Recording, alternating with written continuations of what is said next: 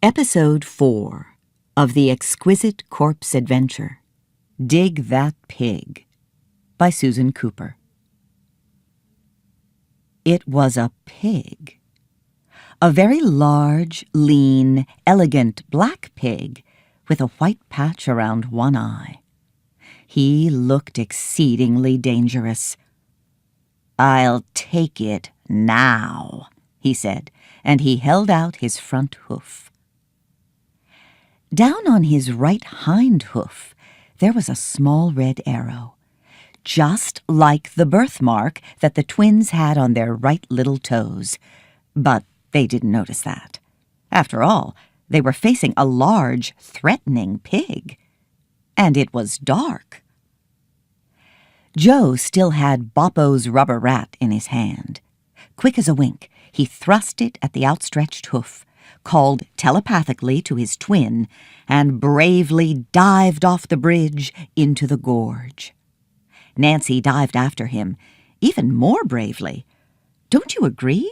I mean, she'd had an extra moment to think about it. The river was a long way down, but they had both been making excellent swallow dives from the high trapeze since they were 5 years old.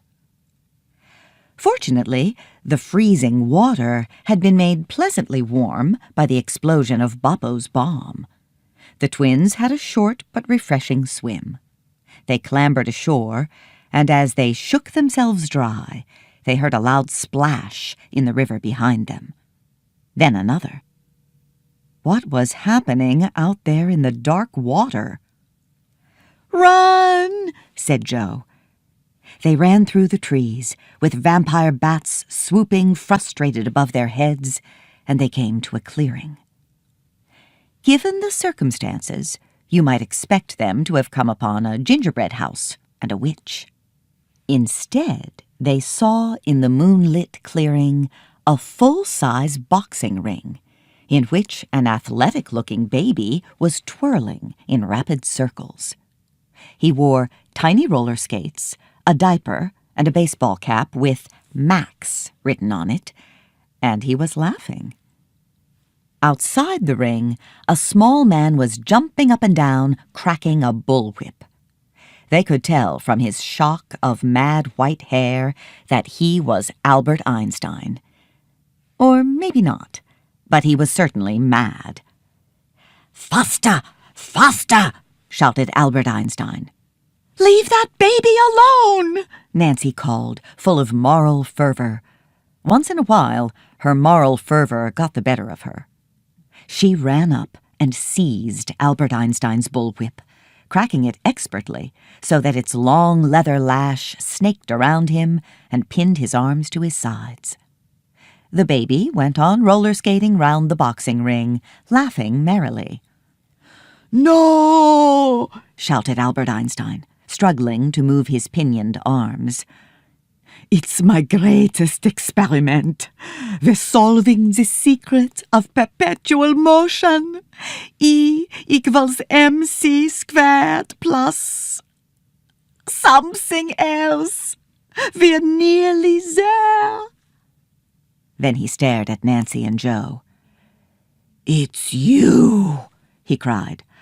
"R2 and D2, the corpse twins, on the trail to piece together my secret robot. Have you got your passport?"